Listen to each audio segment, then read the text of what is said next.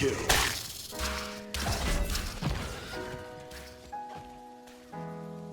What's up? Today's video is about Makoa. First off, I'll show you how to best use Makoa's cannon and hook, and then I'll commentate over a game with Makoa I had earlier today. Most importantly, I'll go over my mistakes, but I'll also try to talk over my decisions as well. So first, there's an interesting mechanic in Paladins that we don't always see in first-person shooters. The crosshair in the center of the screen is not entirely accurate. So depending on what champion you're playing, in this case Makoa, your cannon prefers the right side of your screen or the right side of the crosshair, while your anchor prefers the left. The farther you are from your opponent, the less obvious this is going to be. But up close, even if your crosshair is like right on them, there's still a chance you can miss. So try to respect whichever side you're going for, whether it's your hook or your cannon.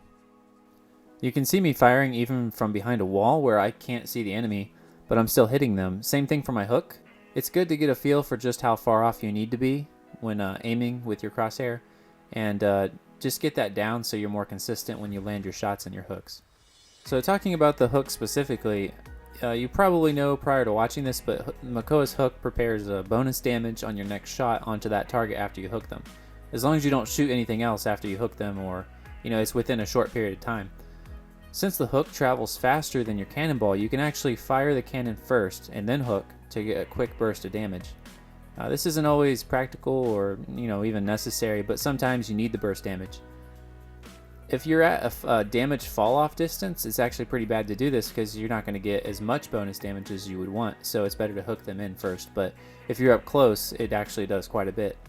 So the next thing, you may have seen me do this already, but you can actually turn the person that you hook in whichever direction you want, whichever direction you end up facing, as long as they don't become clipped behind the wall like you can see here. This is really important to do consistently, as it disorients your enemy and it also further displaces them, so they're not where they want to be. Ideally, when you hook people, your team will follow up with their damage.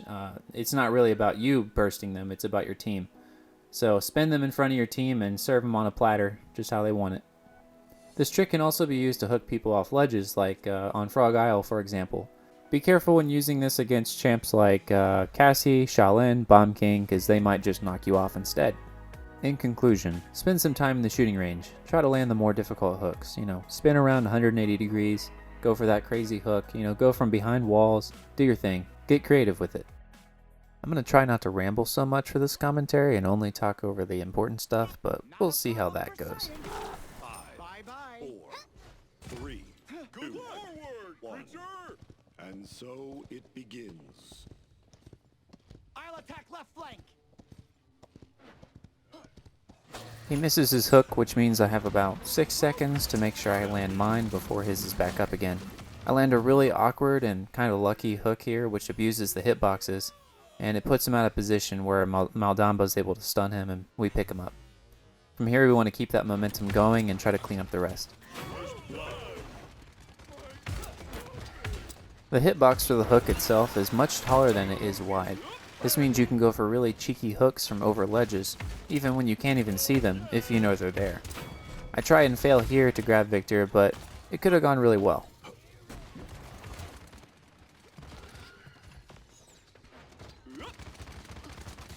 I had to give Cuss the old BM death stare here, because him and his viewers had sat on me pretty hard in one of our past couple games, so I had to get him back somehow. Throughout this whole engagement, you haven't really seen me touch the objective, and for some of you that might be strange or alarming. There's actually a misconception about how tanks are best played, and it's largely because of the propaganda that Hi-Res proliferates about how to play tanks. Hell, they've even thrown in a credit incentive to get tanks to sit on the objective. In reality though, if you're a solo tank, the best way to die is to go straight to the point. Unless you've got a ruckus on your team, Makoa really should never rush the point. Take out the back line, then worry about the objective. Realistically though, the best person to sit on the point is your healer.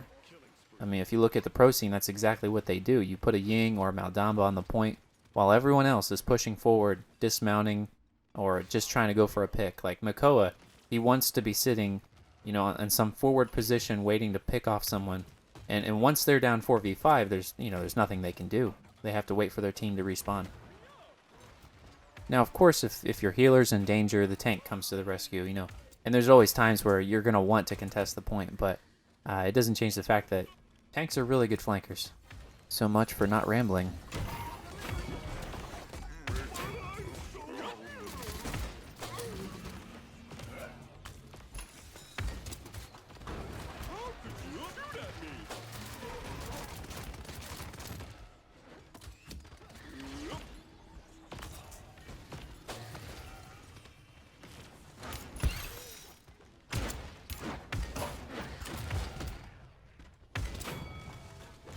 First big mistake of the game is here where I decide to ult for no foreseeable gain.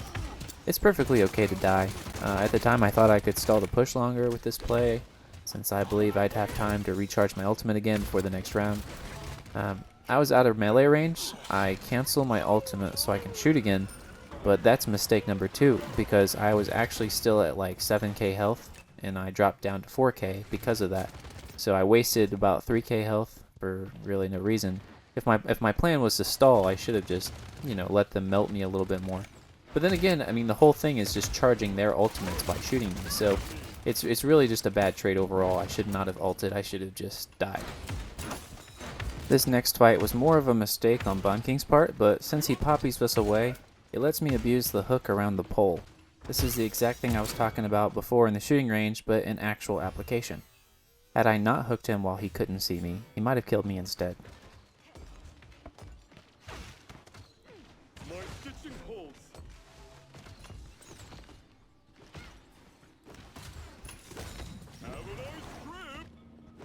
30 seconds remaining.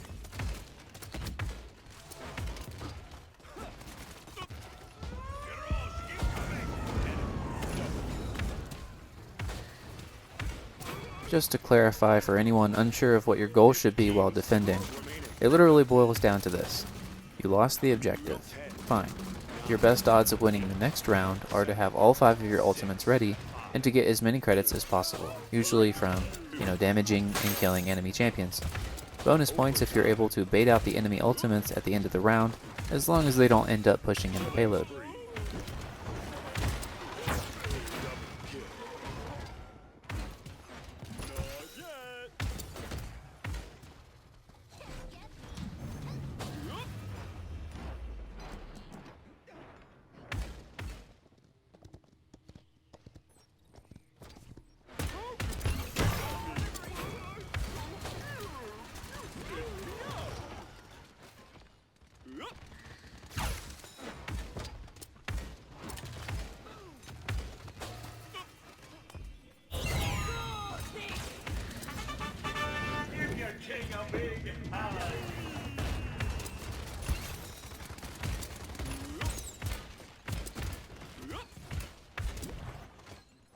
I tunnel in on the victor way too much here and go for a hook that was never going to happen.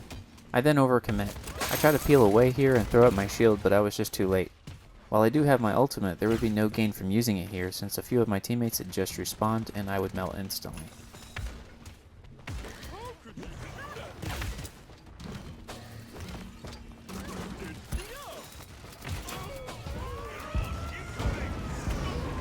I was extremely close to using my ultimate here, but I had hoped to survive just a little bit longer before needing to use it. It's best to get the absolute most out of the bonus 10k health as possible, but it's also a good chance that we lost this point because of my decision. My build provides 1000 health per target that I hit with my shell spin. This is why I'm able to stall for so long when I roll into 3 people. The next fight shows why Makoa is such a contested pick. He can stall longer and stay alive longer than any other champion.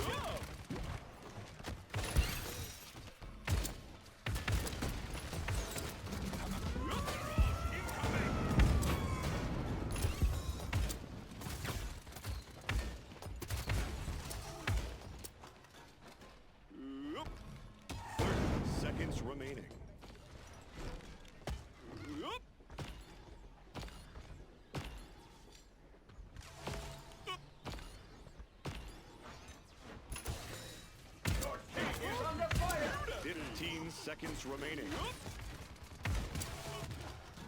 10, 9, 8. Since overtime is approaching, my shield is enough to make Cassie and Grover lose interest and go for the objective instead. It's really good for me since I can flank for free now. Overtime. Get over here.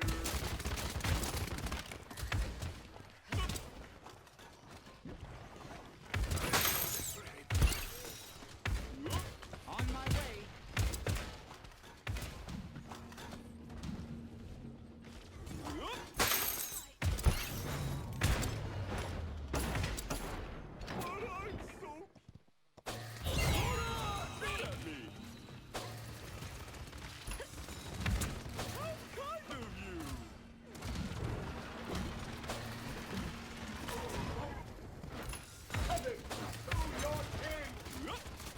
I missed the first 2 hooks of the round and my team pays their life for it. I'm able to sneak up on Victor, but our 2 healers are still dead, so it doesn't really matter. While reviewing this clip just now, I learned something I had no idea about in regards to canceling Makoa's ultimate. It even prompted me to test it out in the shooting range to confirm. So the way you would think it would work with Makoa's ultimate is, say you had 4k health left, in your ulted form, you could cancel your ultimate and you would still be at 4k. What actually happens is it scales down by a percentage of your maximum health. Since 4k is nearly half health in ultimate form, it would bring you down to about 2k health. You can see in the actual game that's almost exactly what happens. It leaves me a lot squishier than I initially planned and I die pretty quick. Just earlier on though, I cancelled at about 7k health and it brought me back to full health. So what gives? Shouldn't it have brought me down to 3/4 health? After testing, it seems that if you cancel his ultimate at any point above his maximum health of 4800, it'll be restored to max health instantly. However, if you drop down below 4800 even slightly, it'll scale down by a percentage of your maximum health. So, if you're at 4799 health and cancel your ultimate, you'll go down to about 2300 health. It's really important to know, and it kind of blows my mind that I didn't realize this sooner. Stitched me up.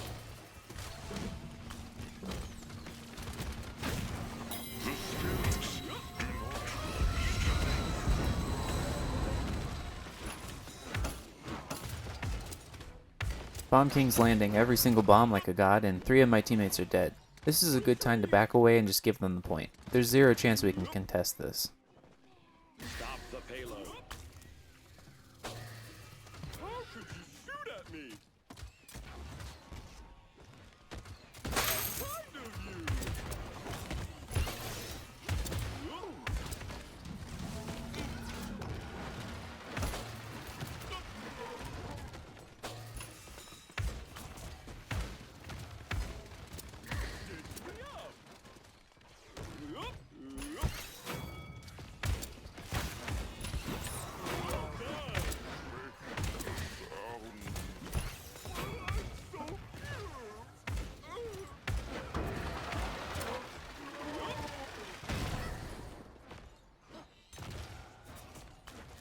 If I had angled my hook down just a little bit more after jumping, I might have actually got someone here.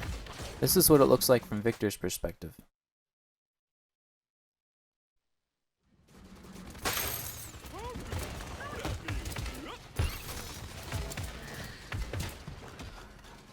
How could you shoot at me? How kind of you? Carry on my duty.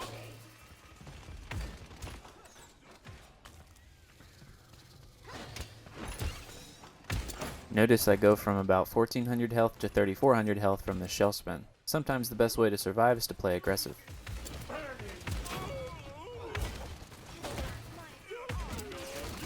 my way.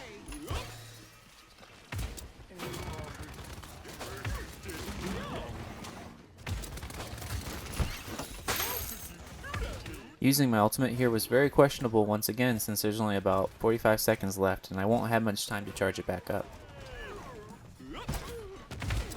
Enemy double kill.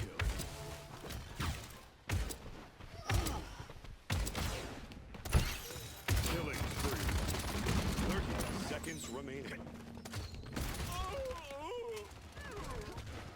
Enemy rampage. Shoot at me. It may seem strange that I went for Life Rip 2 on Makoa, but Life Rip for whatever reason was unaffected by Cauterize and OB42. So, 20% lifesteal was adding a noticeable amount to my effective health for these extended engagements I keep fighting. Swap out Life Rip for Cauterize in this situation next patch.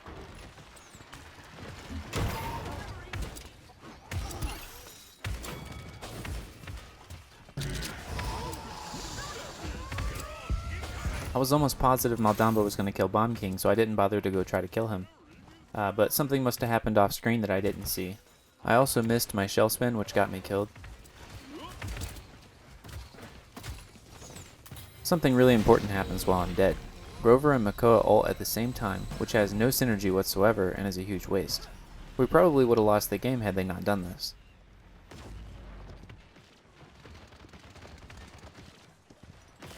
I come back and clean up Makoa, and my ultimate's ready, which sets us in a good position to defend the point. My stuffing.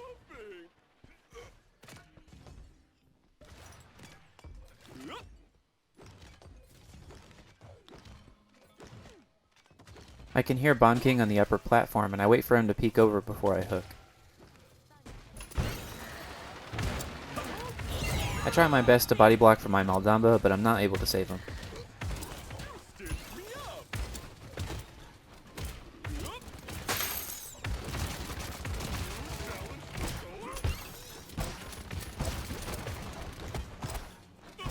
I'm closely watching the capture points to make sure I time my shell spin before they can cap. At this point, my team should be getting back to the fight soon, and my only goal is to contest the point without dying.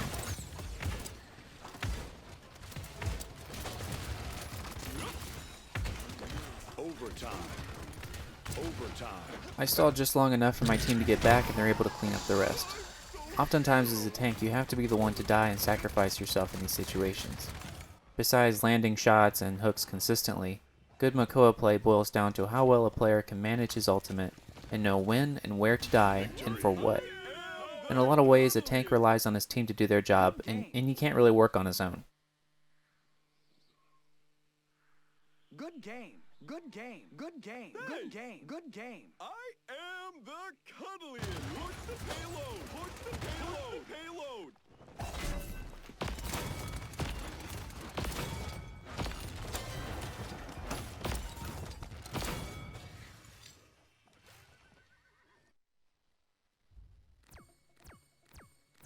I did get a crazy amount of damage from Makoa this game, but if you look at the eliminations, you can see the rest of my team did work too.